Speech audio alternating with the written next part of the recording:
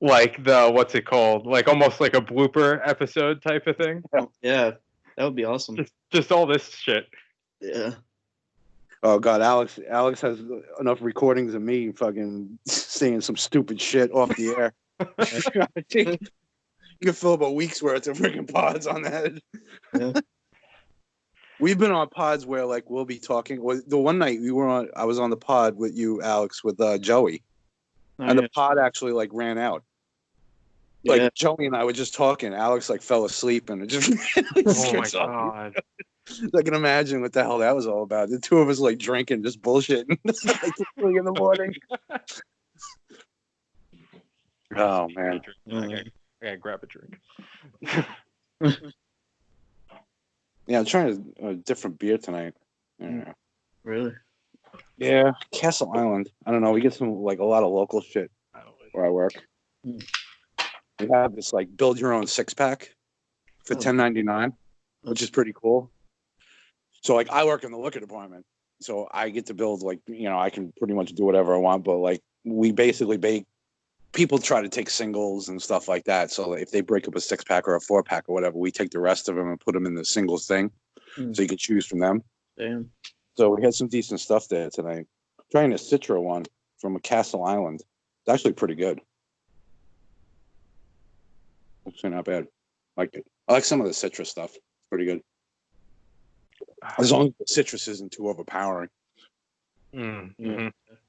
You can't have too much like grapefruit in there. Like it's just, I don't know. It's like too much grapefruit. Yeah, sometimes it's like too tart. It's like too much pod tart. Oh shit! Too much pod tart. You can never have too much pod tart. Too much pod tart.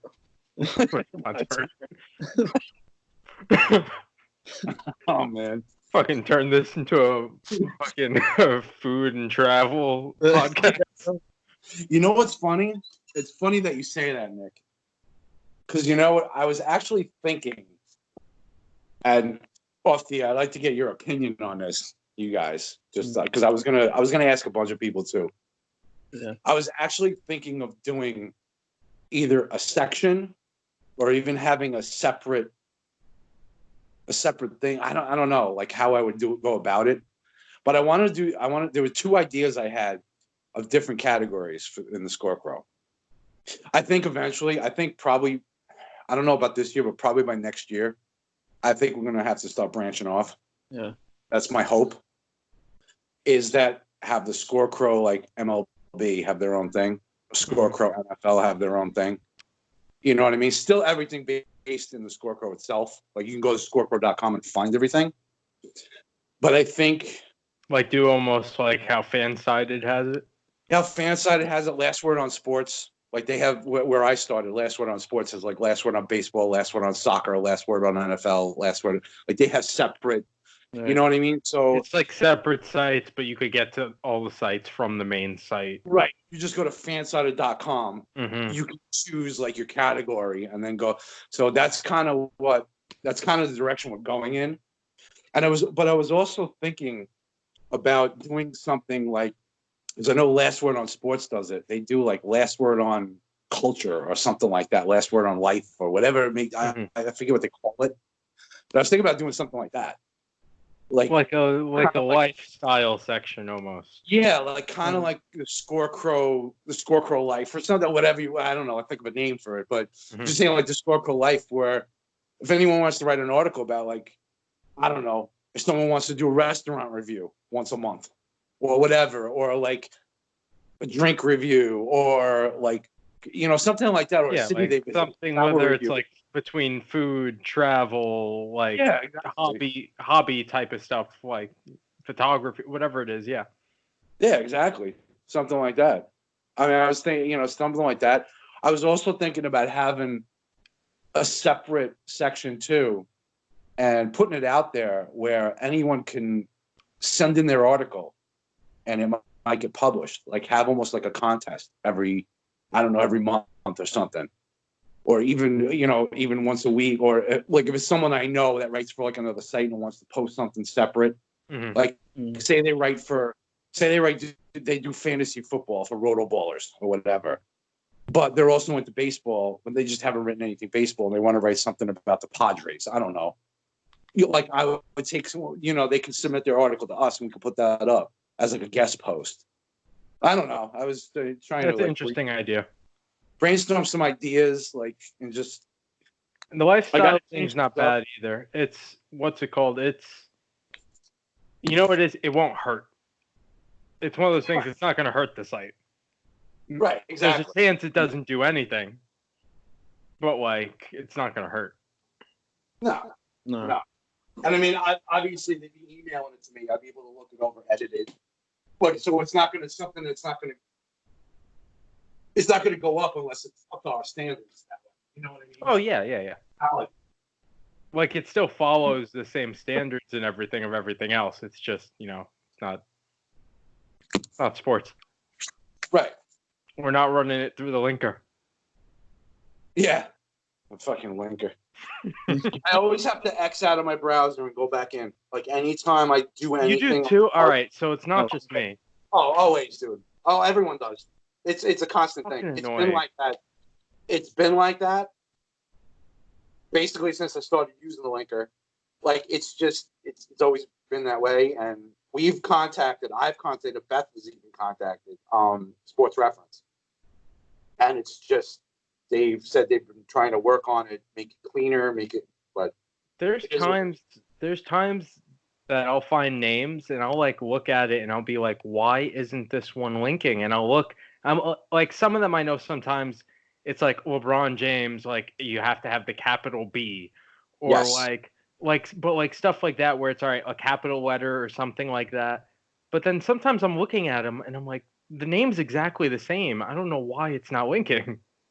I'll tell you one that I've seen, and it actually just came up with Josh Livy, who does the NBA DFS. He did it for yesterday.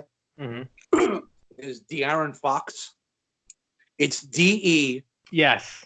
Apostrophe in it. I did that. I don't know if it was for him the other day, but I did for someone. You have to use the correct apostrophe. You can't use the apostrophe. You have to use the other one, like the straight one. Yeah. I don't even call it. It's a different apostrophe. Different. You know what I'm saying? I don't even know how to call it on a keyboard because it's the same thing. Oh, it's a different apostrophe. Well, what would you call it? Because there's two different ones. Which one are you talking about? Well, look, there's the apostrophe that's curved, like you would use as far as saying it's or theirs or like a possessive. Yes. Then there's the other one that's it's straight up and down, but it stands on top. It's an apostrophe basically. It's more like on the keyboard. Yeah, on the keyboard. It's down toward the bottom on the right-hand side. Are you looking at your keyboard? Yeah. So what I'm saying is there's two different ones. Okay. So I'm going to go look at my keyboard now. Sorry. The regular apostrophe is right next to the enter button. Yes.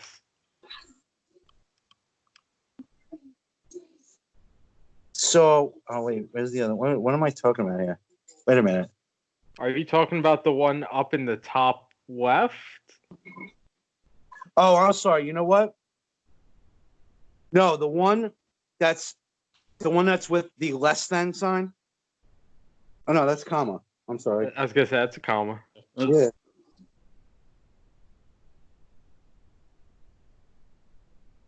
I don't know. Maybe I'm going crazy then, because I changed the apostrophe in De'Aaron Fox and it worked. Weird. It's weird. It didn't work because I ran the linker on his article because he didn't run the linker. He's new. He doesn't know how to do any of that. There's a couple people that don't do it. Yeah, I gotta get with these right. It's been a while since I reiterated to everyone about I don't mind it. It's one extra step, whatever. But right. But no, I know it's I noticed a couple things too, like with Josh's article. When I did the article yesterday, he even DM'd me. He's like, "Man, I was tired when I wrote it. I was like, I'm sorry about it." And he's like, "I'm sorry about any typos or anything like that. Mistakes, let me know."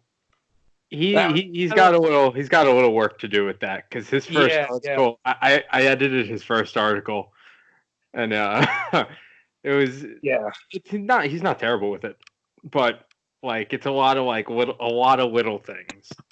It is a lot of little things. Like I told him about the Aaron Fox thing was just weird there. You know, like the apostrophe was there. Yeah, that's not him. That's just I don't know what the fuck. But he spelled Colin Sexton wrong. It was Colin with one L. That's always why the linker is good for them to do as well, in the sense of like it's a good way to spell check the names. The thing the linker confuses you on with the names though is, like you said, like it's great for like knowing when to capitalize that A or B, like LeBron James, because then there's also like Devontae Parker, Devontae Adams. Mm-hmm. One has like a capital V, the other one doesn't. Like DeAndre, there's so many DeAndres in sports. Some of them have the capital A and some of them don't. The best is then when you have to do like, JJ Watt and all those names. Some of them you need to put the period, some of them you don't. And some of them you know. Exactly. Like JJ Watt, I know you have to put the periods in, but DJ LeMahieu, you don't. Like, it's what? It's just weird. Weird. So weird. Yeah, those are the main ones, is the capitalization and the periods for the abbreviations. But I don't know. It is what it is. But at least the kid he's trying to learn. He wants to get better. And I told him the couple of mistakes he made, and I told him to download Grammarly. I was like, dude, just download it. It's not perfect, but it helps. It does very well. Honestly, I find it catches more things than are needed. It does, and then some things it's kind of weird on. Like the free version anyway. Yeah. I'm sure that's how they get you. You paid up for it. I'm sure it'll be a lot better. But it wants to put a fucking hyphen next to everything. Well, some things I do. I have to say, this is me personally. I like hyphens. I mean, I do too, but like I feel like there's times where like there's certain things it wants it next to, and I'm like, no. I'm like, that's not supposed to be there. And look, honestly, if it's a questionable thing with a hyphen or whatever, all I ask is use it the same throughout. Either hyphenate it, just stay consistent. Yeah, just stay consistent. Just stay consistent with it. Because I've seen people too.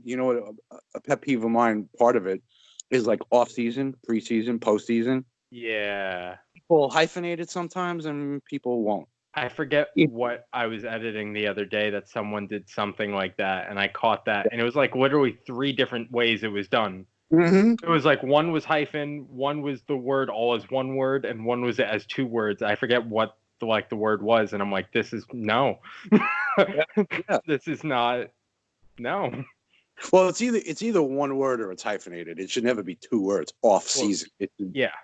But I don't remember exactly what the word was though. It wasn't off season. I don't remember what it was. But using that as an example. But you know what it is too? All these things we're talking about right now, they're in tab 2 of the spreadsheet in writing guidelines. Yeah. I went over this with Beth and Mike because we were the 3 main editors at the time when we put up the spreadsheet last year. And I wrote this whole thing. It's like 4 pages long. And I asked them, I said, what are the most common mistakes you see? What are the, and things like that. I sent them the doc. They looked at it. They told me a bunch of things that they see. I added them in. I mean, honestly, if you read that tab and you read all those writing guidelines, it covers about 95% of the mistakes we see. No, it does. And that's why I tell everyone when I hire them, read the second tab. Read the writing guidelines. Because this is the thing, too, with Grammarly, it won't catch certain things because it's sports related. Mm-hmm. So it wants to add the article in, like the a or an or the, when it's really not. It's like, I don't need that, no. Yeah. I don't know. It definitely does help, though. It's a nice spell check. It is. It is. It's decent with like punctuation too. It's not too bad with like commas and capitalization and stuff. Oh, personally, for me, that's what it saves me on more than anything. Like the commas, yeah. Yeah. I don't know. I've told everybody before, but like I grew up. My grandmother was an English teacher for 35 years. So growing up, like I've been like drilled into my brain about grammar. I'm like a stickler for grammar, like a grammar Nazi, if you will. Yeah. Writing was never really my thing growing up. I have the math and science brain, not the writing brain. Could have fooled me, man. You write really well. It's sports. Yeah. Once it hits sports, I'll go off. That's it. So if I asked you to write a 5-page essay on like the Handmaid's Tale, you just wouldn't. No, I'm a fucking great bullshit artist, but like I got through school very well writing, but like I'm a decent writer. I think it's more motivation wise. Like I was never a fan of writing unless it was sports. Right. My actual like skill at it was never really that bad though. I hear that. Yeah, I feel the same way. I could definitely bullshit it up like an essay. I enjoy it sometimes. Get a nice grade on something like completely bullshit. So much fun. Anyway, we should get into Mets. Yeah, we're still talking about the Mets. Will they or won't they make the playoffs? So yeah, welcome to another episode of Too Much Pod Tar, as we have the Mets to talk about as we continue our 30 teams and 30 pods. And I welcome again Johnnie Black from the Score Crow and Mets fan Nick Jehamy. I think I said that right, didn't I? Close enough. Okay. How do you actually say it? Jehamy. Okay. I'll get it right next time. All good. But yeah, so welcome to the show, guys. As obviously we have the new Mets manager to talk about, Luis Rojas. So it's a big topic.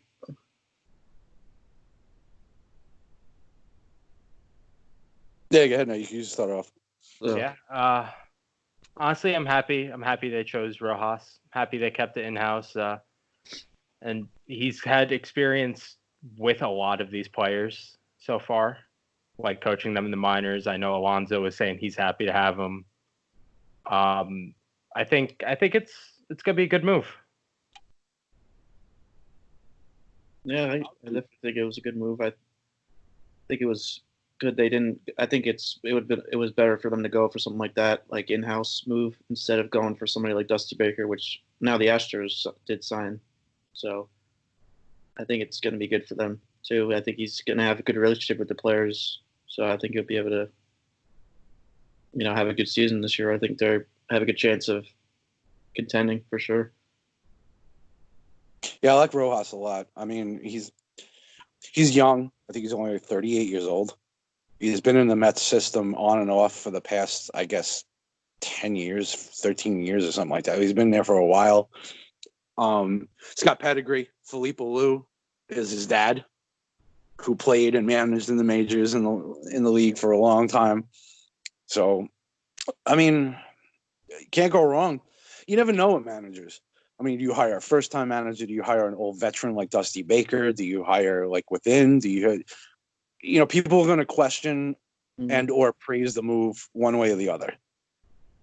So you really can't tell until the season goes on. But on the surface of it, I think it was a good move by the Mets. I think at the moment that's the only way we could really take it. You just gotta go on the surface and be like, do you think at the moment it seems like it was the best move to take? Like, will it pan out? We'll see. But it seems like that was definitely they went with the best option. Yeah.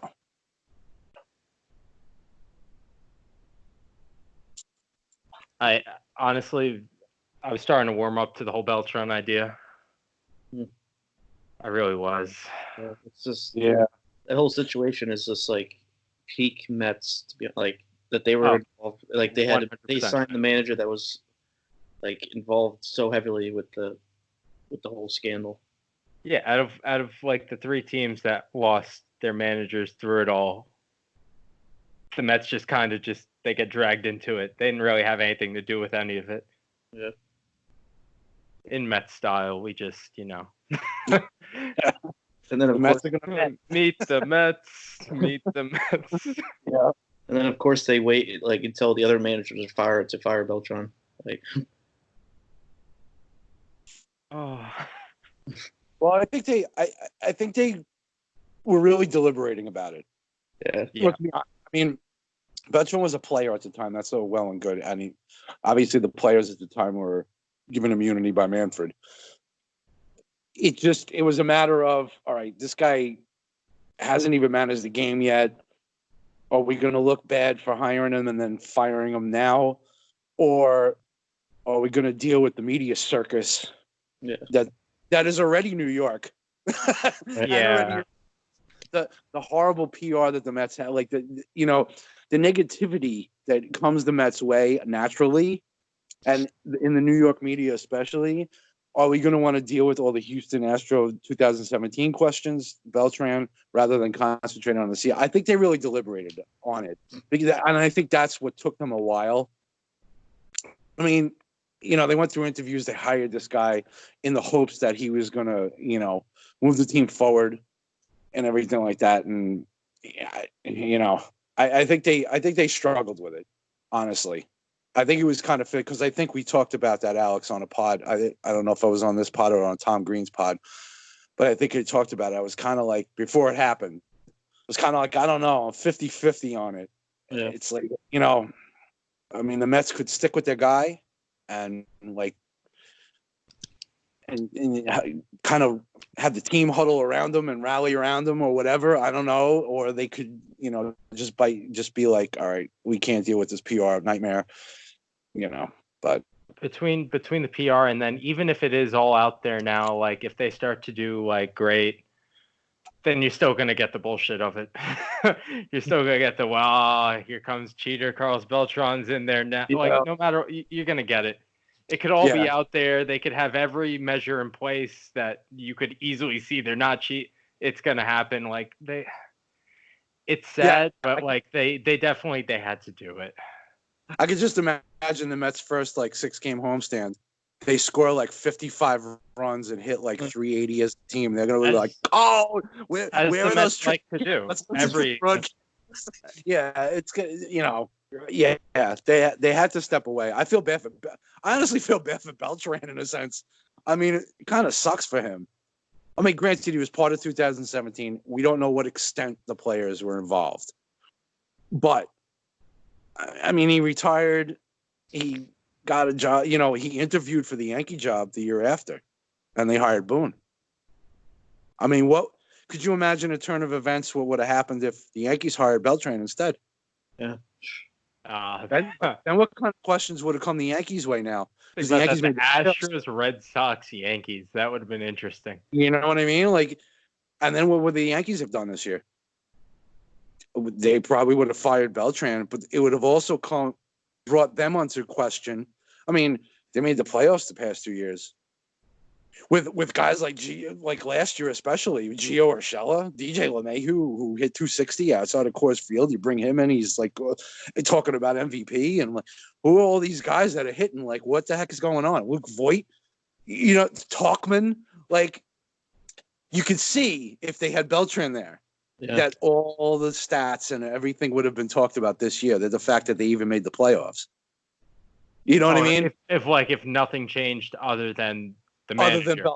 Other than if everything else went the same with him as manager, exactly. 100%. Exactly. Yeah. Exactly. That just goes to show you perception. And that's what the Mets were looking at, and that's why they ultimately decided to get rid of it. Because like I said, what happens if the Mets won 100 games this year? And they're third in the NL in offense. And Beltran is their manager. kind of questions are everyone? Everyone's going to call them cheaters, whether they are and aren't. You know what I mean?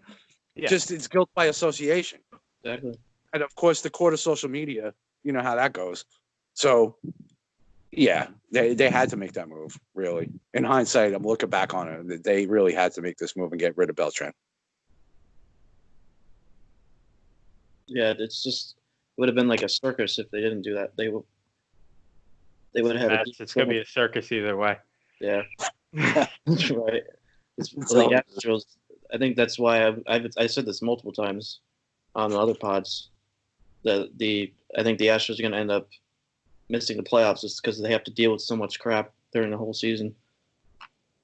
They're going to be questioned like, oh, they're going to go on if they end up going on like a win streak. They'll be like, what the hell's going on? Why are they still cheating? Like everybody's going to be questioning it.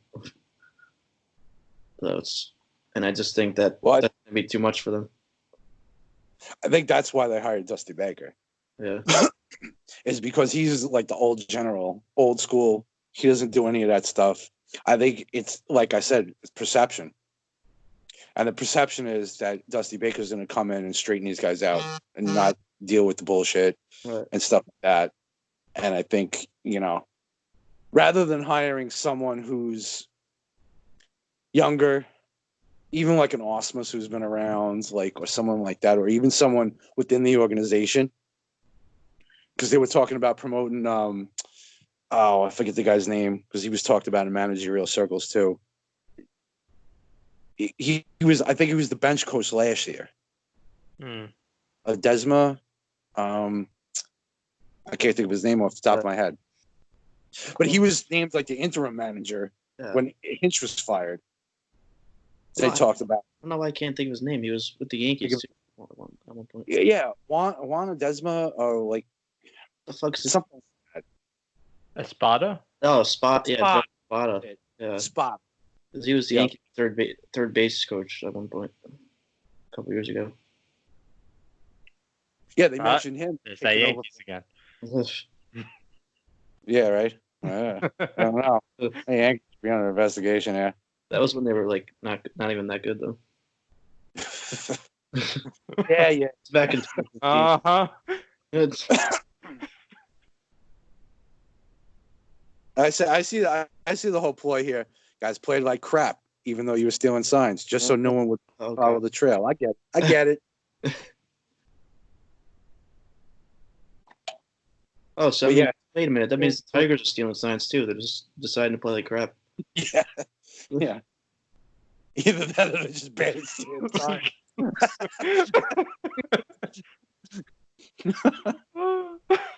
They know the signs. They just want to throw every game anyway. Well, the thing is, when you steal signs, you have to know what sign you're stealing. Right. So you have to know that you're conveying a curveball. I think they're so messed up at stealing signs. They're saying it's a curveball, but actually it's a fastball. That's how they wanted to put the worst record in baseball. I don't know. I think it's also you just gotta still be good enough to hit the actual pitch. Well, that's the thing too. And it's funny because I just saw a quote recently by Greg Maddux. Like, he was great for quotes, but as quiet as he was. But talking about, like, I'll tell you, you don't need to steal the signs. I'll tell you when I'm going to throw 89 mile an hour fastball. I mean, it doesn't even matter.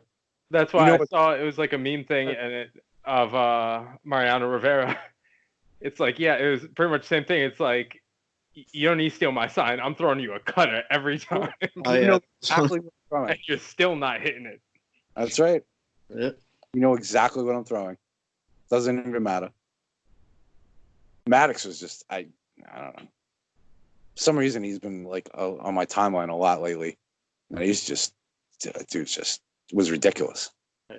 Pinpoint control. I've never seen a pitcher with that kind of command. Like knowing exactly where to throw the ball and how exactly to change speeds. Because the dude never threw more than like 92 miles an hour. I don't know what you're talking like about. I'm waiting for Bartolo Colon to come back to the Mets. That's exactly what you're going to see. Whoom, precision, 75 mile per hour fastball down the middle. Yeah. Bartolo. Oh boy, sexy. He was. I tell you, man, he was solid for the Mets. So 3 years he was there. He ate up innings. You got to give him that, dude. The guy went out every fifth day. Hey, you know what? He hit a home run. Right? All right. That was just. Oh man. Oh yeah, that's another thing too. Though they're talking about putting a DH in the National League in like next year, I think, or something like that. Yeah, I saw that starting like 2021. They were thinking about it. I see. For the Mets, I think that hurts them because they probably have like the best like pitching staff in baseball. Pitching, yeah, they're good, but hitting, like they can actually hit the ball. Yeah. Sometimes, some years better than the actual hitters on the team. Yeah, I like the DH. I think it should be in. Yeah. I mean, overall, even as good as the best hitting pitchers are, like if you take like a Bumgarner, Jake Arrieta, I know Syndergaard hits pretty well, whatever. Yeah, they still hit 180. I mean, they're great for They're great for pitching. They're great hitters as far as pitchers go. But if you can have Cano DH for the next whoa. Steven Matz hit 228. Wheeler hit 211, and DeGrom hit 200. All right. Oh, okay. That was their stats last year. So your best hitting pitcher at 228. Wow, that's impressive. It's impressive. And we got a total of 6 home runs from him. Oh shit! There you go. Yeah, I like the idea of putting DH though, because like the other thing too is when like American League teams go to National League parks, then those are pitchers that don't hit that often, and then you also see them having to run the bases if they actually do get on, and like you can see injuries like back. The one I always think of is back in I believe it was 2008, Chien-Ming Wang, but it was at Minute Maid Park. He was running the bases to go home, and he got injured, and then was out for the season. So that's always the thing I think of. Yeah, I mean, I think it should be, especially not only that too. It helps the NL teams when you have a DH. Now you have a 26-man roster. Don't forget, you have an extra guy in your roster anyway this year. Yeah.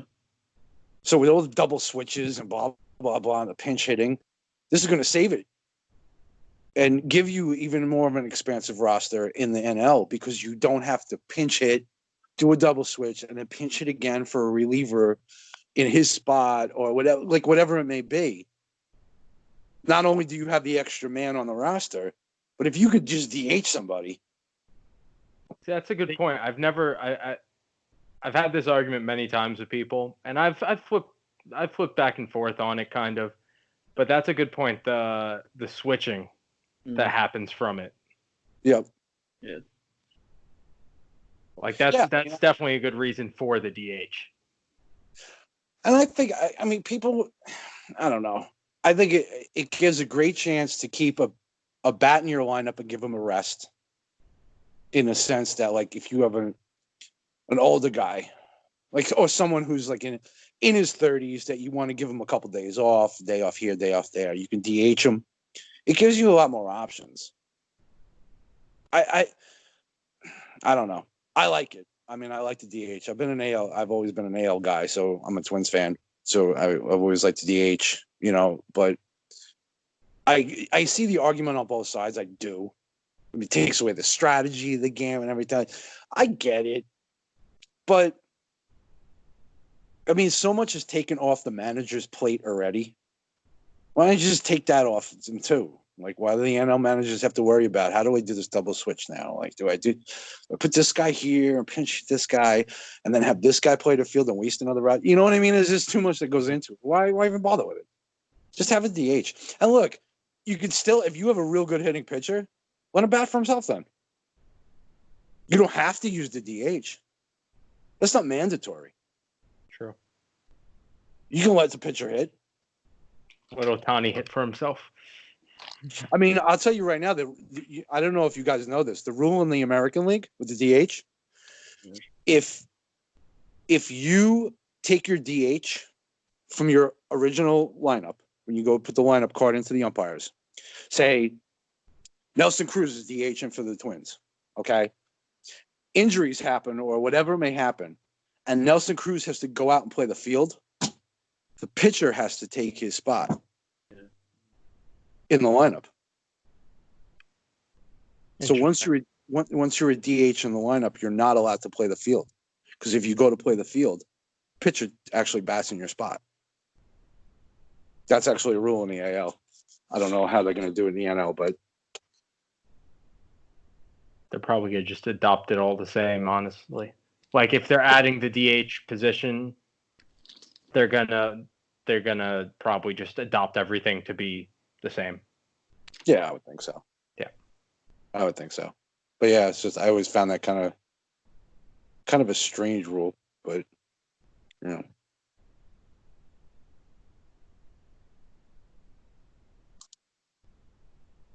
Yeah, but other than obviously the manager decision, it's been kind of a quiet offseason for the Mets. They haven't really done too much. I mean, like I like they got Betances. Yeah, that was great. The bullpen there. Bullpen's always been a pretty big issue with them. Even when they get the names, it just doesn't pan out. Like bullpen always seems like it's gonna be an issue for them. I don't think Diaz could do much worse than he did last year. Between Diaz, Familia, Betances, it should be an improved bullpen. Yeah. Should. Who else? They got Porcello and Wonka? Oh yeah. They still have Lugo. Yeah, I forgot about that. Lugo was great last year. Yeah. Oh yeah, Lugo's definitely staying in the pen with now. They picked up Porcello and Wonka, and really only one of them is gonna take a starting position. Right. The way their players get injured, though, both of them will probably start a decent amount at some point. Right. They still have Gesellman. Yeah. Oh yeah. Mm-hmm. They're actually stacked on starting pitching. They're stacked on like just pitching in general. Yeah. I mean, you can always put Gesellman in a bullpen. At this point, it looks like, Lugo and Gesellman are bullpen guys, because even like between Porcello and Walker, it seems like one of them's going to be starter, one of them's going to be put in the pen. The other one's going to be like the sixth starter, pretty much. Yeah. Yeah. And then I guess Gesellman will probably be next up in the sense of the way Lugo just did in the pen last year. They probably want to just keep him in the pen. Yeah. Yeah, I say Lugo's going to be the right-handed Josh Hader. Yeah. Yeah. In that sense, with Betances and Diaz. I think Diaz is going to have a much better year. He got so unlucky. If you look at his underlying stats, I mean, nothing really changed. A lot of home runs. That's the thing. He just got barreled up different. I don't even know. It was, yeah, because it was a lot of just off one swing. Like it's not like cumulative like he did bad. It was just they barreled up to that ball. I mean, obviously it still was partially like a downgrade for him, but like not as bad as it looked. Yeah, it's just weird. See, this is the thing. That's why relievers are so volatile, because it's like almost when you talk about players with like postseason stats, it's a small sample size. Yeah. Well, every year for a closer, it's a small sample size because you're only throwing 50, 60 innings. So it's a small sample size. So, I mean, if you, as a reliever, if you come in and pitch a third of an inning and you give up like 5 runs and lose the game, you know how long it takes you to get your ERA back to like normal? It's ridiculous. You know what I mean? Like, so that's the thing. You can have like 3 really bad outings during a season, and everything else could be lights out. Well, and your ERA still looks like crap because you had those horrible. That's the thing. That's why ERA is such a horrible determination of like a closer. Relievers. You have to look more into the actual appearances. Mm-hmm. And even at that, like I said, it's a small sample size. You can't judge. It's hard to judge a pitcher on 50, 60 innings. Definitely. Though. I hopefully we should see an improvement in that aspect for the Mets. It was like 22 blown saves or something like that last year. Yeah. You get rid of like 4 of those, and they're in the wild card game. Yeah. Yeah, that's the thing. I think it's not even and that's just like you're not going to see that very often. So yeah, just with his stuff alone and how he performed, not just the year before, when he had a great year with Seattle, but I mean the years previous, like when he was building up to it. I think last year was an anomaly. I really do for him. Mm-hmm. I'm very much hoping so. Some people want to be like, oh, it's the whole New York. I don't even think it's the New York thing. I think in general, it was just something didn't click right, whatever it was. Yeah. Yeah. It's just a bad year. That's it. Forget it, move on, let's go. Yeah.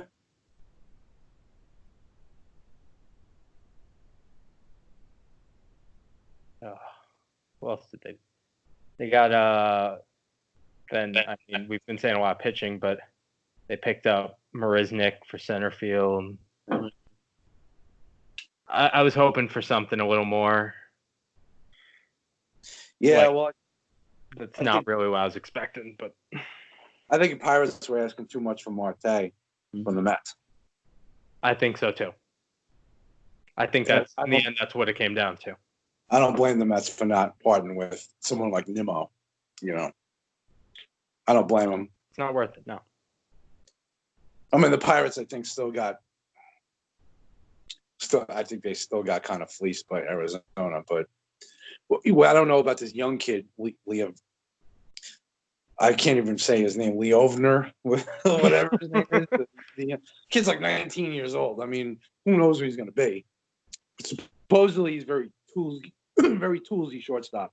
Good speed, good defense, hands and stuff. Can hit. So who knows with that? But I say the Mets.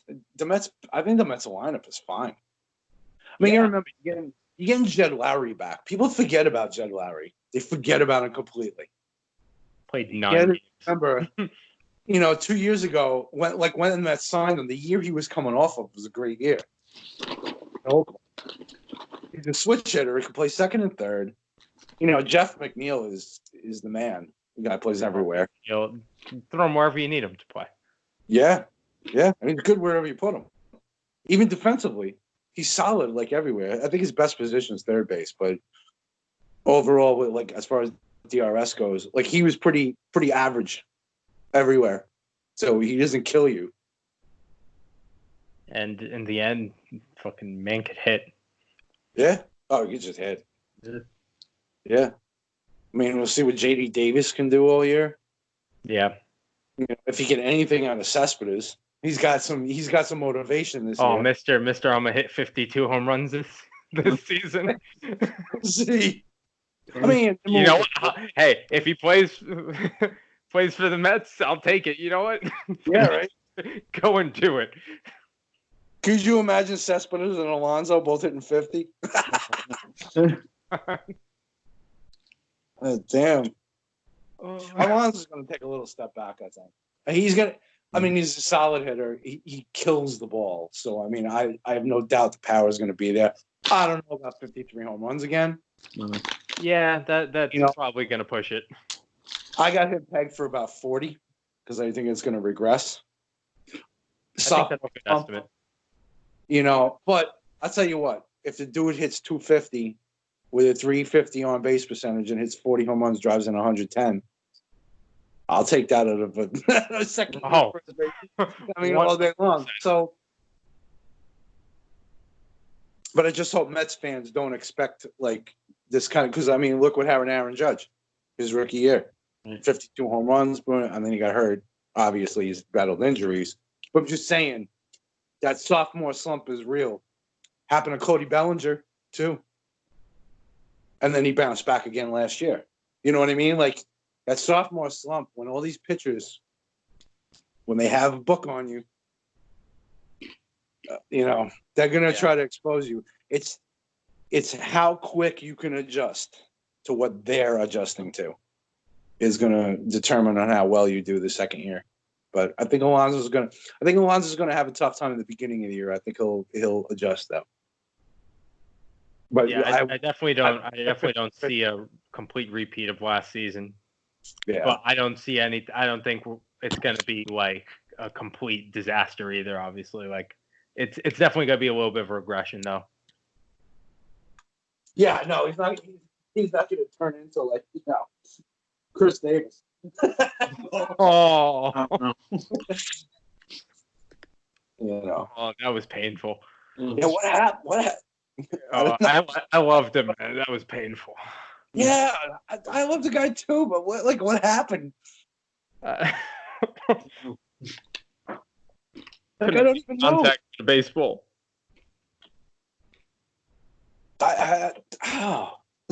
It's stuff like that amazes me.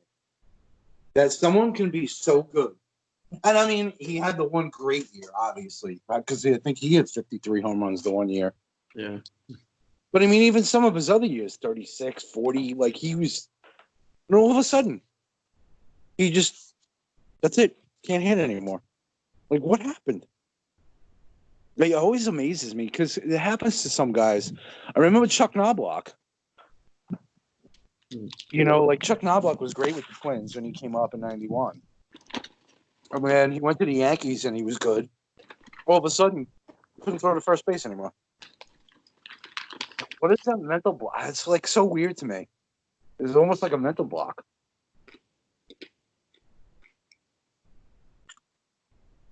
Who else did that? Do you remember the catcher? I don't know. This might be before your time, Nick. I don't know how old you are, but do you remember Mackie Sasser? I'm gonna guess this is before my time. Yeah, probably. I think it's 90s, catcher, Mackie Sasser. I believe he was a switch hitter. If not, he was a lefty, but I believe he was a switch hitter. Catcher for the Mets, and couldn't throw back to the pitcher. Had a mental block. Had a little what's it called? Like Major League, like the movie. Yeah. Dude, he would literally it happened in games. Regular pitch, all right, ball one. He'd go to throw it back to Al Leiter, and the ball would go over his head. The ball would fall on his feet. He couldn't throw back to the pitcher. It was the weirdest friggin' thing. Look, if you Google him, Mackie Sasser was his name. Yeah, if you want to Google him, he had just a weird, and he was a pretty decent hitter. Yeah, his hitting stats are decent, especially for that time. I mean, you weren't expecting catchers, so not everyone was Gary Carter or Johnny Bench. I mean, you weren't expecting catchers to be great hitters, But it was just weird. He had some weird, I don't know what it was. It just that stuff like that intrigues me. I don't know. 1990, 14 error season. What was that? 1990, he had 14 errors. 14 errors a catcher. Oh. Ooh. Yeah, he just forgot how to throw. Jeez.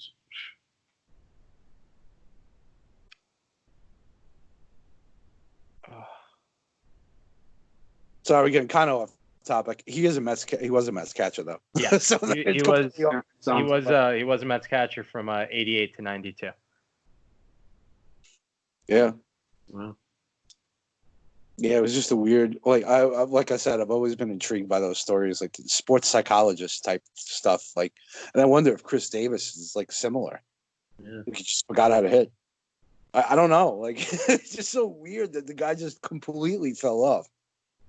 It's just an odd thing. Oh, they got another catcher now that makes a few errors in the field. Ramos is good though with the bat, at least. Oh yeah, that's the thing. At least he's very solid with the bat. I mean, his fielding's a little shaky. Yeah, but it's not that terrible, but it could be better. Well, if they sign Rene Rivera to a minor league contract. Yep. Defensive guru, Rene Rivera. Dude's good behind the plate. Can't hit, but he's good behind the plate. It's we got a little pick your poison over here. Choose the bat or choose the glove. Well, sometimes you need a little bit of both. Yeah. Who knows? I mean, they have the same problem in San Diego with Austin Hedges. Dude can't hit, but he's great at framing, and he's great with the young pitching staff. Like but he's gonna hit. He's gonna hit 210. Yeah, I mean, it's a completely different position, but like with the Mets with Juan Lagares, like they'll bring him in a lot of the time end of games for the fielding because his fielding is phenomenal, but he doesn't really hit more than 210.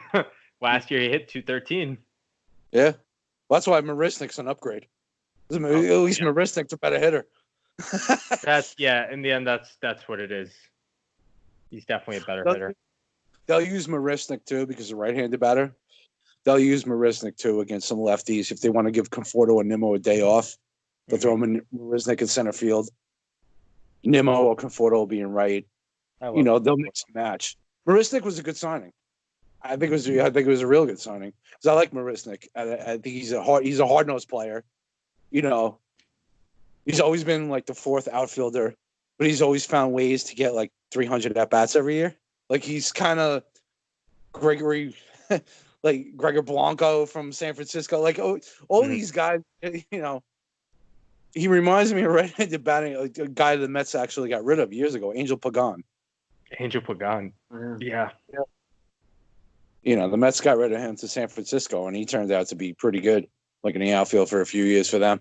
Marisnik's a solid player. He's a solid player. Not great. Not nothing. He's kind of he's a good fourth. He's a really good fourth outfielder. Exactly.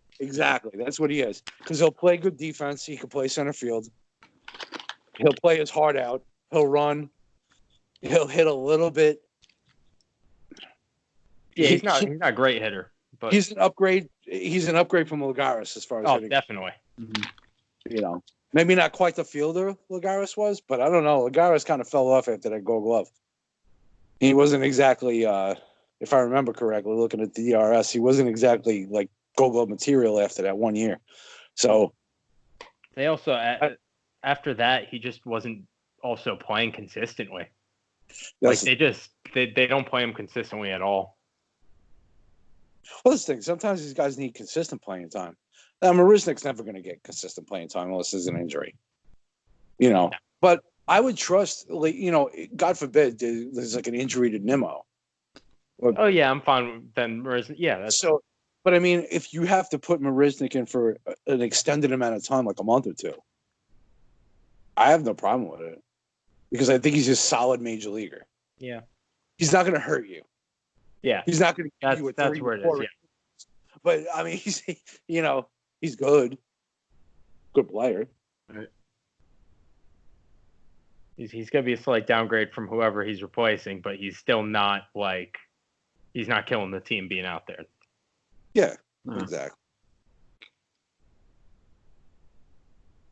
And the Mets at least have pieces; they can move around. Yeah, I love the young outfields. I love the group of Davis, Conforto, Nimmo. Yeah. McNeil. I was gonna say McNeil. He's probably gonna play a decent amount of outfield. McNeil's gonna play every position.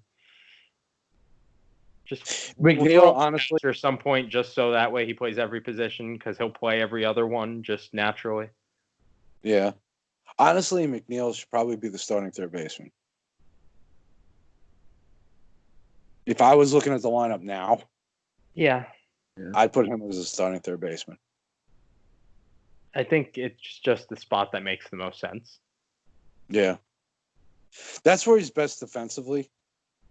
As far as the metrics go, I mean, if you're going to keep Cano at second. Well, and that's what it is, too. It's like he could play second, but then, like, Cano's at second. So it's the only way Cano's not playing second is if you're taking him off the field because there's no point in making Cano, like, go play third base. Right. And Neil play in second. Like, it's just not, no. Then you're ruining 2 positions. Yeah, then it's You taking McNeil off. what's the point? Yeah. Yeah. I think McNeil should start at third. Rosario short, Cano second. Obviously, Alonso, Ramos, Nimmo, Conforto, and McNeil in the outfield. And you have Marisnik as the fourth outfielder. You have Jed Lowry, who plays second or third. He's your fifth infielder, if you will. And then, that's there. I think that's where you go. Well, Cespedes is there. When he gets there, we'll see what happens with that. Yeah. Other than that, Baby steps with Cespedes. Yeah, really. Yeah, Let's hope he doesn't. Let's hope there's no more boars in his ranch. Yeah. Oh my god. I don't understand. I'm never gonna attempt to understand that. I don't know. If this man comes riding in on a horse, I'm done. That's it. If you need another outfielder, Yasiel Puig is still available. Get more excitement to the Mets. Yeah, that's all the Mets need. Yeah, right. More media attention. More media attention. Oh my god. We do that enough to ourselves. Yeah. Honestly, though, the thing is, it's not even the personalities of the players that does it. Well, no. Especially at this point, like most of them, they're either quiet people or just they're great personalities. Like there's no really crazy or clashing personality type people on this team that. And the only fights that you had are between DeGrom and Mr. Met. Those are fun. Oh, what's it called? Syndergaard and Mr. Met. Oh yeah, Syndergaard. Sorry, I don't know why I said DeGrom. Yeah. So much fun.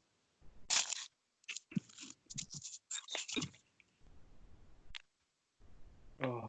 So, how do you guys think the Mets are going to do this year? Let's hear predictions then.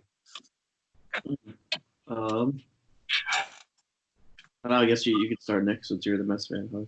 I gotta try not to be biased. It's so hard though. Yeah. They do this to me every year. It's just they're giving me hope again, just to snatch it all away. I do. They definitely have a chance at the playoffs. Yeah. The team is good enough to do it. I think what makes it hard is also the division they're in is very solid. Aside from the Marlins, I think there are four teams, like the other four teams all have a good shot at making the playoffs, which is why it's very hard for me to say confidently that they're going to,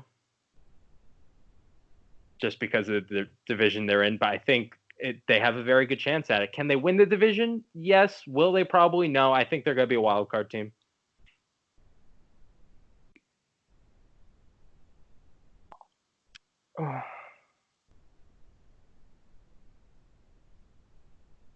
Yeah, I agree with that. I think there'll be a wild card team. I don't think they're winning the division. I think it's just too tough a division to compete with. Well, I think obviously they'll still compete with it, but I just don't think they will actually win it. Yeah, I don't think they're going to end up on top of it. Because obviously the Nationals, defending champions, they're going to compete for it. Braves are strong. So, what team am I missing? What the hell? Phillies. Oh, yeah, Phillies. I think Girardi over there now. They got Wheeler. Yeah, Phillies are actually my pick for to win the division this year. Phillies or Braves. I don't know which one to pick right now, but I think it's between them. I think it's a very good chance it's one of those two. Yeah, I'd agree with that. I mean, there's going to be a battle, though. I mean, because honestly, the Nationals didn't lose that much. I mean, yes, they lost Rendon. Okay, I get it. But still got Robles for a whole year, Soto back. I mean, they got Mr. National. Yeah, they brought him back. Brought him back for another year. Yeah. I mean, Trey Turner. I mean, they're not. It's not like they're a bad team. Hate the team, but I love Zimmerman. Yeah, you gotta love Zimmerman. I was happy for him. Mr. National, the original. Mm-hmm. But honestly, I'll have to agree with that too. I don't know if the Mets win the division. I don't think so, but I think they're a wild card team, definitely. Sadly, if they don't make the wild card, they're gonna it's gonna be almost like last year. They're just gonna miss it. Like they're very much in contention for it. And then once playoffs come, anything could happen. Yeah, I mean, they won 86 games last year? I mean, contention for it last year. Yeah. They ended up only like 3 out of the wild card. They were in it until pretty much the last week. Yeah. Yeah, that's the tough thing with the National League. There's so many teams that can make it. Like pretty much almost every single team in the National League can contend. That was the same thing last year too, except for the Marlins. Yeah, except for the Marlins and Pirates. Marlins, Pirates, and Rockies. Yeah, Rockies. Yeah, I'll throw the Rockies in there too because that division just got a whole lot better. Oh, the Giants. That division. Yeah, Giants aren't going anywhere. Oh, there we go. That's the one there. The Giants. Yeah. Giants or Pirates will be fighting for the worst record in that. I honestly think the Marlins are better than the Giants and the Pirates. I think they are. I think the hard part, though, is, like record-wise, again, is going to be that they have to play the rest of that division so much. Yeah. The Mets are going to lose out in the wild card because of the Marlins, just because that seems to happen more than it should. Well, that's the thing with the NL East is not only are you playing the Phillies, the Braves, and the Nationals, but the Marlins are the best last place team out of the National League divisions. Yeah, like Pittsburgh. Can't catch a break. Stink. They're horrible. With Tayon not pitching this year, I mean, they just what do they have? Yeah, honestly, Marlins got a nice group of young guys. Yeah. It's nothing really put together that you're going to see anything. They have nothing. You're going to see no contention, but they have nothing. You're going to see no contention, but you got a few decent individuals over there. Yeah. So do the Giants. A couple deep guys, but I love Mike Yastrzemski. Definitely. Buster Posey's still solid. They still have Brandon Belt. Crawford. Still plays baseball? Yeah, well, he's still pretty good. I mean, this is the thing. They have some guys there. We'll see if Cueto and Samar. I was just about to say, Cueto actually going to pitch again? Yeah, exactly. This is the thing. It's the same thing with the Pirates. Yeah, Josh Bell's great. Love him. Gregory Polanco, when he stays on the field, is great. Brian Anderson, Kevin Newman. I mean, what do they have in their lineup? Colin Moran. I mean, yeah, he's a decent third baseman, but and then Tayon's out for the year. Yeah. So they have Archer and they have Musgrove. All right, Mitch Keller. We'll see what he does, but I mean, they have possibilities. But so does every team. You know what I mean? Like the thing is, Pittsburgh is counting on all these possibilities to even be a 500 team. Even if all these guys work out, they're a 500 team. And that's not going to happen. So they're a 65-win team. Same thing with the Giants. If everything works out, they maybe get to 500. But we know that doesn't generally happen. So, and that's pushing it. Go wrong, they didn't hit 500. They didn't hit 500 last year, and that's with, if you just look within their division, the Diamondbacks, I think they're going to step it up a bit. The Padres are definitely stepping it up a bit from 70 wins. Exactly. They're going to be their teams in their own division are going to be tougher. They're stepping back. The Giants, yeah. Same thing with Pittsburgh. That Pittsburgh's whole division it's the sad part is between the Cubs, Brewers, and Cardinals. The last few years has been a fight, and now the Reds are we're going to throw ourselves in there too. So Reds have done a lot, man. They're throwing themselves into it now. So now the Pirates are just they had 69 wins last year. They're lucky. Yeah. They're lucky if they break 65. Yeah, they'll be about the same, 65 to 70. They'll compete. but that's about it. Reds really threw themselves in there, man. They're, you know what? And I don't blame them because you know what? People were talking about the Reds, to rebuild and blah, blah, blah. But you know what? What have the Cardinals done? What have the Cubs done? What have the Brewers done? They've all lost players. This is the time to strike for the Reds. Just looking at all this, I'm looking at the divisions right now, and it's just making me depressed. I mean, the Brewers lost arguably the best catcher in baseball, in Grandal. You could say he's second to JT. Okay, I'll take that. Top 3 catcher in baseball. They lost him. Okay. You look at the Cubs, another year older. They have an old team, with the exception of Baez and Bryant. I mean, what is Hayward going to give you again? Rizzo another year. Rizzo's always solid, but, that's fun. But what else do they have? Lester's last year of his contract. What is Darvish the first half pitcher or the second half pitcher last year? Kyle Hendricks is solid. What's their bullpen look like? And the Cardinals, they lost Marcell Ozuna.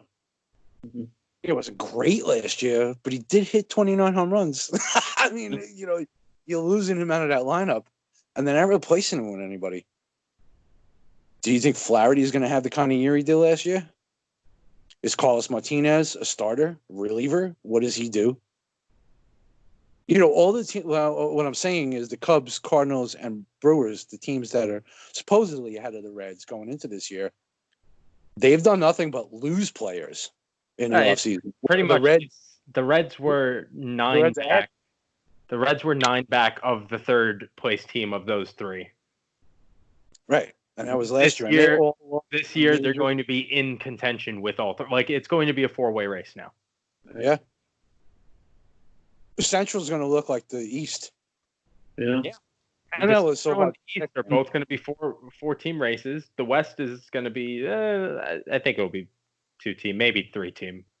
I want to see a 3 or 4-way tie for the wild card. That's what I want to see. I love it. I want to see a madness at the end of the year. I want to see the Reds and Cardinals. There was almost a chance of it this year. 3 or 4 games left in the season. They're like, if this all happens, 5-way tie or something like that. I was like, oh, I can't wait. I want to see madness. I want to see let's put it this way. The Central, I want to see the Reds and Cardinals finish with the same record. Mm-hmm. And they have the same record as the Mets and the Phillies. Oh. All 4 of them have the same record. And then you have to play for the division, and then you have to play to get into the wild card. I just want this craziness. That'd be awesome. The way the National League is, it could happen. Yeah, it could. It could very well happen. And then the American League, you pretty much have all chalk. It's the American League's 6 teams. I mean, thing with the AL West, I can honestly see the A's or Angels winning it, and the Astros just completely missing it. Mike Trout in the playoffs would be nice to see. Oh yeah, I want to see it. I want to see it so bad. He deserves it at this point. Can we just please? Yeah, I'd like to see because I think the A's can win that division. They getting a lot of pitching back this year. Mm-hmm. Luzardo with a whole year, Manaea with a whole year. The A's are going to have a solid squad. I mean, obviously with Chapman, Semien, Olsen, Laureano in center field, Chris Davis, if he has a bounce back. He actually hit less than 247 last year. Guys like that. The A's are another solid 95-win team, 90 to 95. And you got the Central over there. Detroit's going to win the Central, of course. Oh yeah. Put your money on that. Well, I wonder what the odds are for that. Putting my money on Baltimore, Detroit, Miami, Pittsburgh, all winning their divisions. And $2 bet wins you $2 million, probably. Yeah, really. That's about it.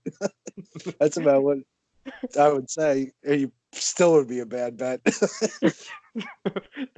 $2 lost right there.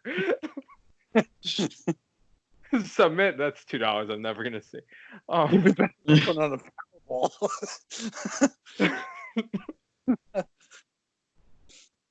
AL is, like you said, is Alex. It's kind of chalk at this point, pretty much. The only thing with the Central, I think I could see the Indians winning it this year. If everything comes together, I can see that. Even though you definitely don't want to hear that, but no, I don't. No. It's winning. I mean, I like think Detroit's going to win it, but all right. I like what the White Sox have done to Yeah. a point. I mean, I love the signing of Grandal. I love Grandal. I personally, I think Grandal's the best catcher in baseball. I would take him over JT Realmuto. Barely, but I would. But aside from that, I think he's going to work well with their young staff. Giolito, Ronaldo Lopez, Dylan Cease, guys like that. Kopech coming up. See if he makes his debut this year. Stuff like that. But I just don't think it's I think teams like the White Sox and Padres, I think they're going to make a run this year. Padres, I have more confidence in. Mm-hmm. Make more of a deep run. Because I said it last year with the Padres. And when they were in the thick of things, they were 500. They were like, they're going to fall off at the end of the year. And that's what I think is going to happen to the White Sox this year. I think they were a year behind the Padres. I think the White Sox are going to make a run. They're going to be in it in July and everything like that. And I think come August, September, they're going to fall off because of the grind, the season, and stuff like that. Those two are very, very comparable. I think the only thing with the Padres, obviously, then is just the National League is ridiculous. Like, just contending with all those teams out there for a while. Like, I think it's gonna be a rough road with that. But you're definitely gonna see a step up with them. Obviously, both those teams are definitely gonna at least start out with a run. Yeah.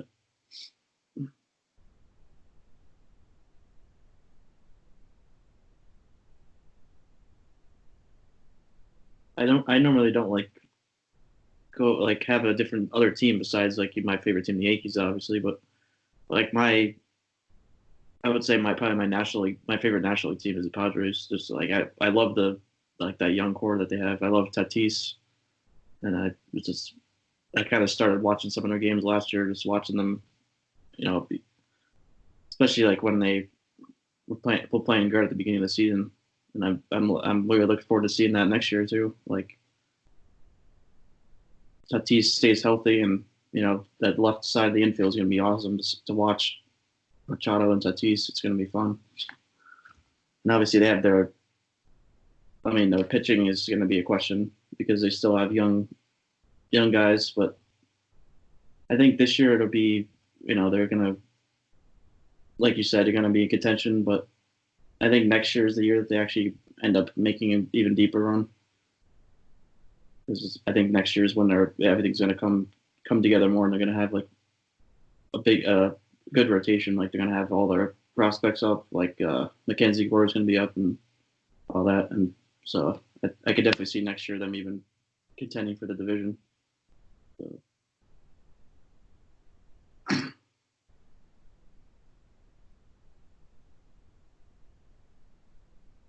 Hello?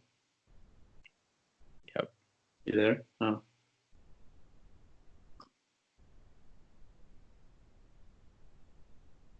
Yeah, I mean, what's it called? They had 70 wins last year. They're gonna take a nice jump up. Yeah, definitely.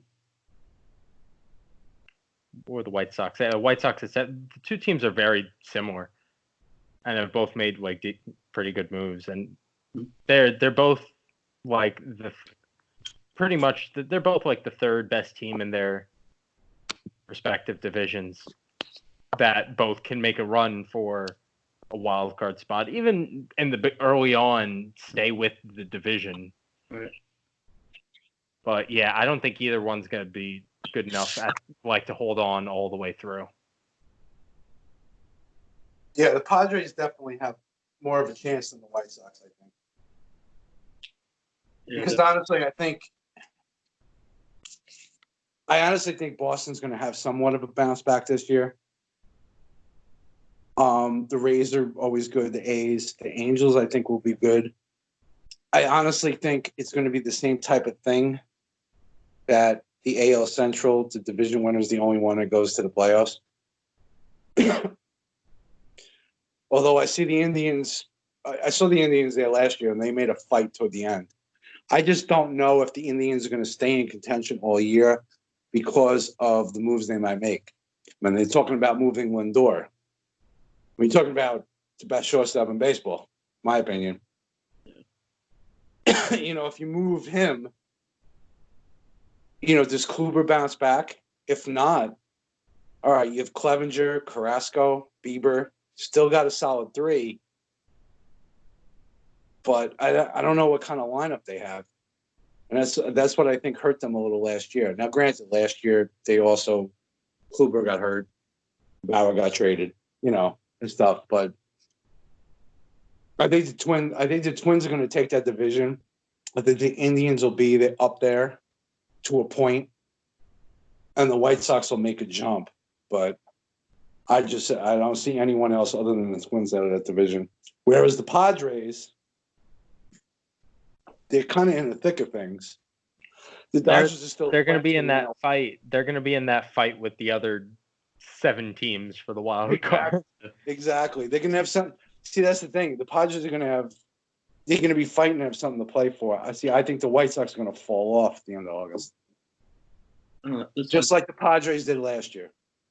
That's why I said I think the White Sox are like the Padres were last year. Mm-hmm. Going into the season, there was a lot of hype, a lot of young guys. Paddock pitched well, Strahm pitched pretty well, Lucchesi, all these guys and everything. And then just toward the end of the year, everyone kind of fell off. Tatis got hurt.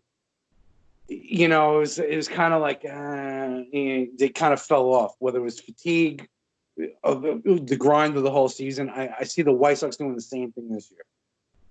This year, I see the Padres actually fighting to the end. Don't know if they're going to actually make it because, the Dodgers are the class of the NL West. They're still the best team there. Arizona's pretty damn good. Getting Marte to play center field. We signed Peralta. I mean, they Kettle Marte now. I get 2 Martes.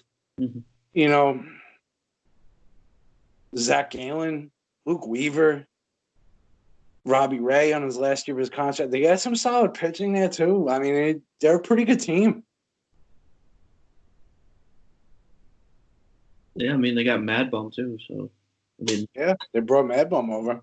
I don't know how he's going to do. Yeah. I'm just torn on him. If they can make the playoffs, then he can do his stuff in the playoffs. Yeah, he can do his thing. Yeah.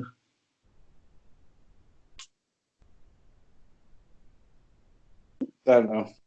I'll say getting back to the Mets. I'll definitely go Mets wild card though. I think they got it. 90 wins for the Mets wild card. They hit 86 last year. I think they could hit 90, and I think it should be enough. Mm-hmm.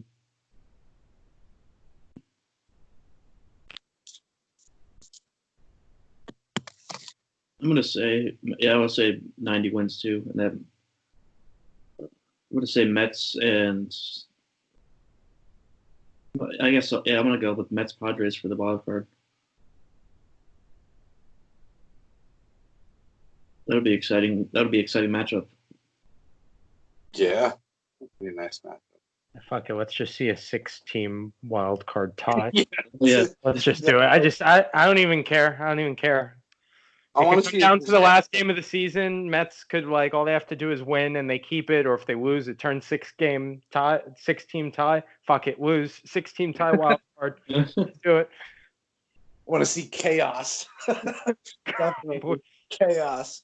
Takes 2 weeks just to figure out the wild card teams. Yeah, exactly.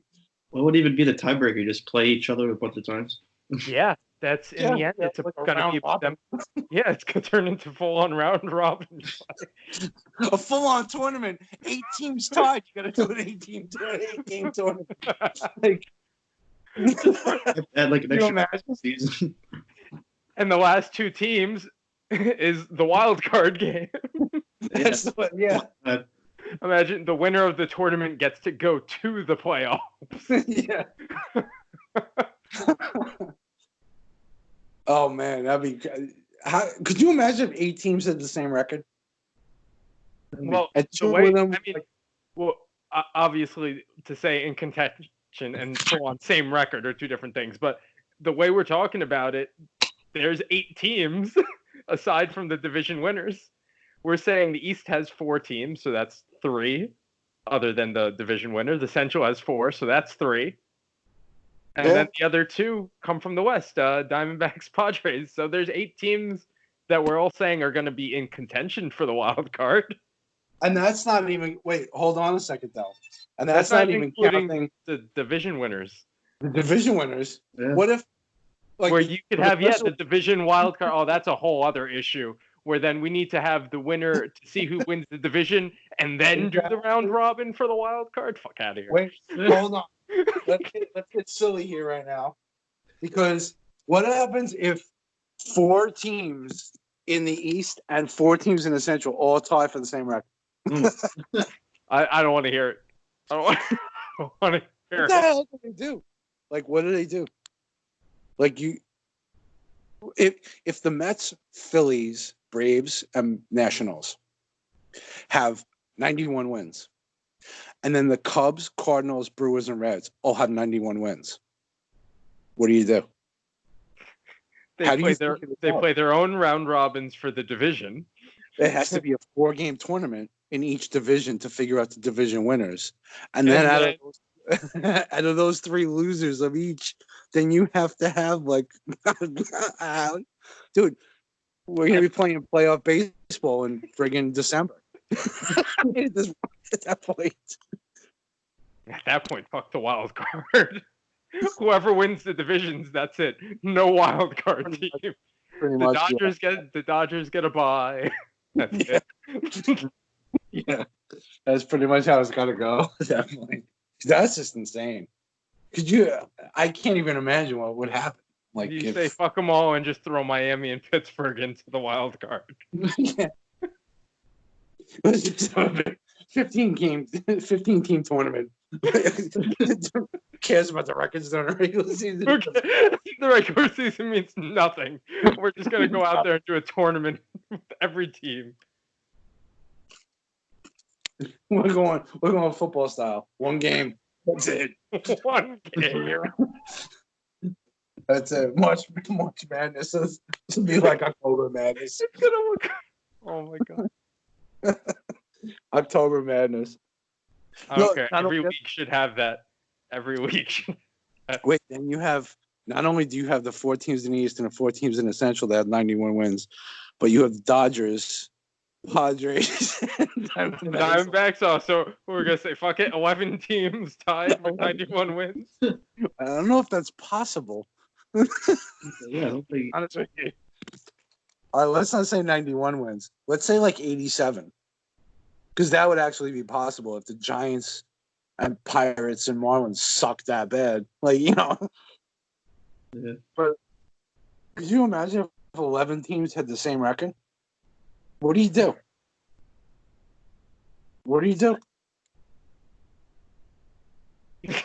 I can't even give you an answer anymore. At this point, we've gone so far into the depths. Like, that's it. I don't know. Yeah, we've gone out. Actually, create a fake one just to see how it would go. Like, create like a simulation of like how that would happen, how that would go if it actually happened. I'd have to read the rules. Yeah, the actual rules, like tiebreakers and shit like that. Like, you know. Well, when there's that many teams, there's almost no way to do tiebreakers because. Well, you'd have to go by division first. Yeah. So obviously, like you said, you have to play for the division winner. Decide seeds 1, 2, and 3, and then go from there. Isn't like So this also means like isn't because I know head to head, but like when you have that many teams head to head doesn't mean shit. Yeah. But then like division record, conference, so everyone's just got the same division record, same conference records. Well, that's the thing. Well, that's the way you go. Those are the tiebreakers anyway. Like if you look at the tiebreakers for like for the wild card, like if 3 teams tie for the wild card, they break the tie with, and it's the same thing goes for home field advantage. Wild card 1, wild card 2. It's first of all it goes head to head. If that's like say 3-3, tied, then they go to division record, and then they go to like AL record or NL record, like conference record. They do kind of the same thing as football in that sense. Mm-hmm. So imagine everyone just had the same of all of it. But I always loved football. I love reading football as like tiebreakers because it's tougher with football because they only have 16 games. So there's a lot of ties you have to break. Mm-hmm. A lot of teams finish 9-7. My favorite was at the end of the year. It's like the last 2 weeks, these 10 things need to happen and the Raiders make the playoffs. Wait, what? Yeah, exactly. Yeah. That's the way it is with football. But it's funny when you read the tiebreakers with football, it's like you go all the way down and it's like number 11 coin flip. Okay. We got this far. I guess so. I loved how last year the NFC East was so bad that the Redskins could have made the playoffs. Like, it was until like 14 or something like that. And they were like so bad, but then they still could have made the playoffs. They could have won. They could have won the division at 7-9, and that was their only chance of winning the division. I mean, making the playoffs. It was one division. Yeah, division was horrible. Yeah. Because the Eagles won the division. Were they 8-8, right? No, it was 9-7. 9-7. Yeah, I think it was 9-7 somehow. Yeah. Yeah, it went as far as my Saints. So. Yeah. You know what? Let's do it. Football, 11-way tie for the Wild. Yeah, I want to see football round robin tournament. See how that goes. I want to see chaos. Because I want to shorten. Like, look, if you expand in the playoffs, no. See, that's what we're doing with baseball now. That's it. Figured it out. Round robin. Who cares about baseball? We're gonna just have them play football. That's it. That's it. Throw the book out the window. That's it. Oh yeah, if there's a tie, just play football. No, let's just have one big Olympic event. No, like USA, Italy. You got the Mets, you got the Nationals, you got the Brewers. With Decathlon.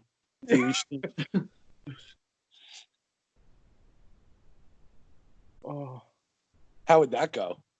Like, who would you put like in your decathlon? Like shot put. We have to. All right, this is a whole other series we have to make. Oh my God, we've just figured out a whole other series we have to do. If you put your team in a decathlon, who would you put in the specific events? I don't even know all the decathlon events, but I know it's like shot put, pole vault, high jump. We're definitely doing this. You should tweet this out and see what other people say. Yeah, I'll tweet that out, definitely. I won't do it now. It's too late. And then we should series like when I do it like late at night. Yeah. So I'll do it in the morning. I'm off tomorrow. Podcast or articles or something talking about this. We should do both. That's fine with me. Sit and talk about this stupid shit all day. Oh, yeah. Too much pod talk. This has got to be a regular show. Come season. This has just got to be like, regular show on the pod talk. Just like a BS with Alex, Nick, and Johnny. At Joey. And you never know where it's going to take you. That's the whole point of it. It's just like this one show could be split into like 3 different things. Yeah. Just tonight. Oh yeah. I'm sorry, Alex. You know when I get on, it's always like this because I just go off on tangents. I was so excited to talk about the Mets, and I even was just going off. Like I didn't even. This happens all the time. Yeah, that's why I don't know if it happens all the time, but it happens when I'm on. I don't know. I'm sorry. I kind of rule it. I'm trying not to ruin Alex's podcast, but it doesn't ruin it. It's like actually what it's like why we created this. Like that's why the name is Too Much Pods Are. Yeah, like too much pods are.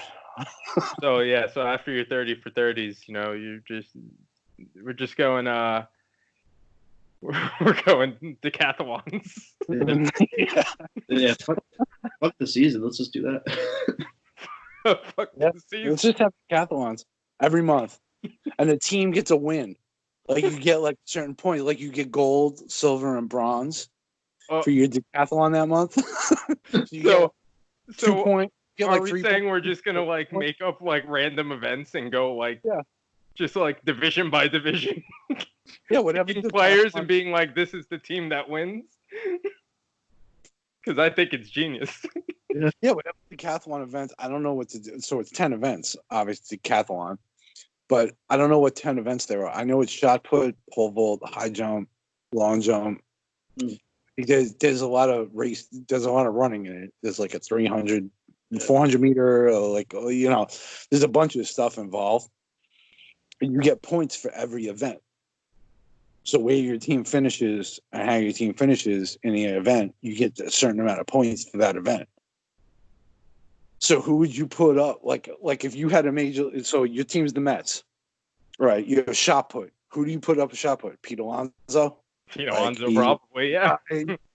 Like, you mean I'm not throwing in Thor and get that Thor hammer going in? No. Well, he could be maybe discus. I think discus is still. Oh, there we go. Oh yeah, that's a good one. And then you have the running event, like the speed event. Marisnik. I don't know who do you put in like on your 200 meter, your 100 meter, like, stuff like that. I think it'd be kind of cool, actually. That's definitely next. If your team was an Olympic team, how would you put them in? Who's doing the floor event? I don't even know what. Like I said, I don't even know what exactly all the events are in the decathlon. I'm not sure what all the competitions are. I'd have to. That'd be something to research, but that'd be kind of interesting. Yeah. And see who would win. I mean, and either go conference or division, because go team by team would just be ridiculous. That's too many. That's too many episodes for this idea. Yeah, let's just do by just do by divisions. I think that would be best. Get 6 episodes instead of 30. Yeah, I think it's a great idea, but 30 episodes is pushing it. Yeah. Well, how much time you have depends on how much you can do. True. That's true. Or during the season. Yeah, during the season. I mean, it's something that something you can throw out there. This is one thing we're going to have to look at during the season. We're doing this regular podcast thing. We have to make sure that we're doing this thing kind of efficiently and not talking through. I was going to say, do you want to make like a Scorecrow podcast? Well, Too Much Pods Are is. That's kind of what I figured. Scorecrow.